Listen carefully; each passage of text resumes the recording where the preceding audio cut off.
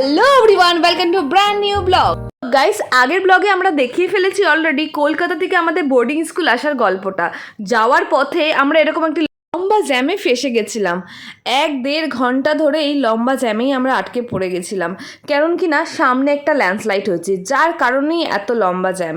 আর এইখানেই ওই জ্যামে সময় কাটানোর সময় এই কিছু এখানকার ন্যাচারাল বিউটির ফটো আমরা ক্যাপচার করতে শুরু করে দিই, কারণ টাইমটাও পাস করতে হবে, সময় এদিকে বয়ে চলছে।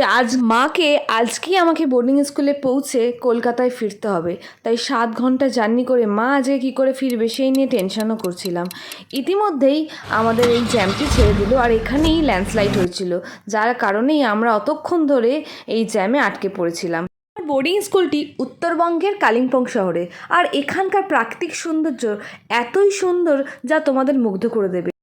বোর্ডিং স্কুলে যাওয়ার পথে তার প্রাকৃতিক সৌন্দর্য দেখতে দেখতেই পৌঁছে গেছি আমাদের বোর্ডিং স্কুল,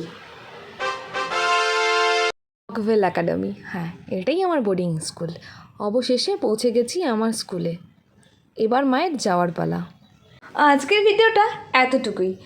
নেক্সট ভিডিওতে তোমাদের আমি পাহাড়ি বোর্ডিং স্কুলের ডিটেলস সমস্ত কিছু শেয়ার করব, এবং তোমরা আমাদের কমেন্ট করে জানিও কে কোথা থেকে দেখছো, কার কীরকম লাগছে ভিডিওগুলি, কারণ তোমাদের কমেন্টই আমাদের আরও বেশি ইন্সপায়ার করে ভিডিও বানানোর জন্য।